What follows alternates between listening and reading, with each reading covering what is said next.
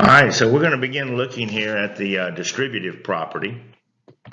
And the distributive property can be used to help us evaluate numerical expressions and simplify algebraic expressions.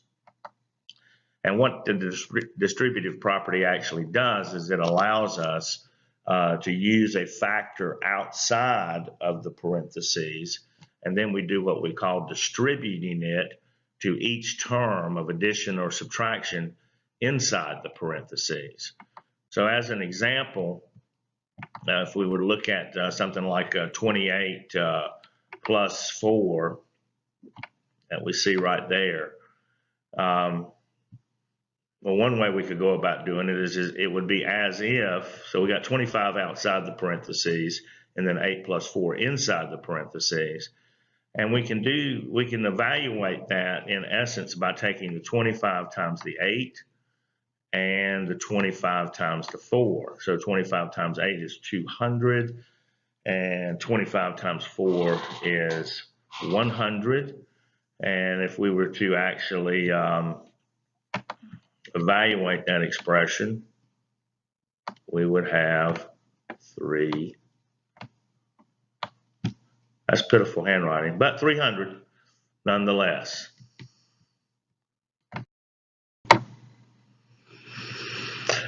So when we apply this distributive property to algebraic expressions, the coefficients of like terms can be combined and the expression simplified. So in the previous example there, we had just real numbers, 25 times 8 plus 4.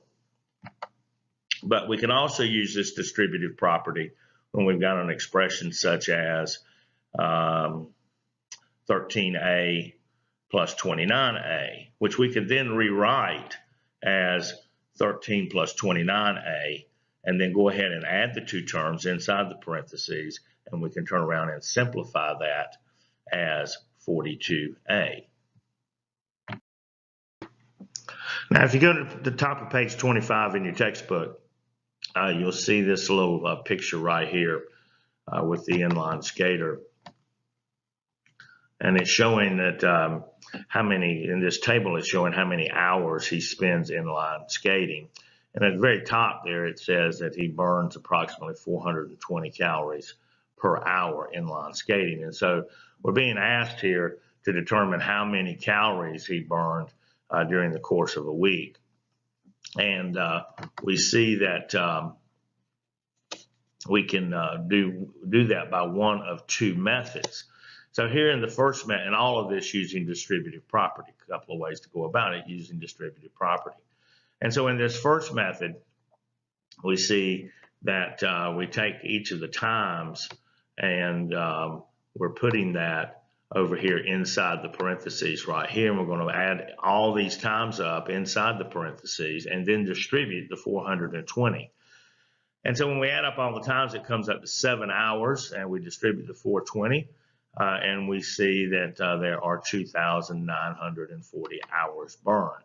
Now, a second way, and this second method actually takes each of the times individually and distributes 420 to those. So you got 420 times 1 times 420 times a half, and it continues on for each of the 7 or 6 times actually, because he didn't do any skating on Friday. 6 times, and then add those together as we see here along this line right here in this step right here after distributing the 420, and it also comes to 2,940 hours.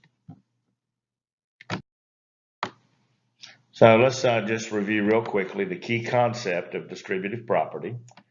And for any numbers A, B, and C, if we have A outside the parentheses of B plus C equals AB plus BC, and B plus C in parentheses with the factor on the right-hand side of the parentheses, BC, times A is equal to BA plus CA.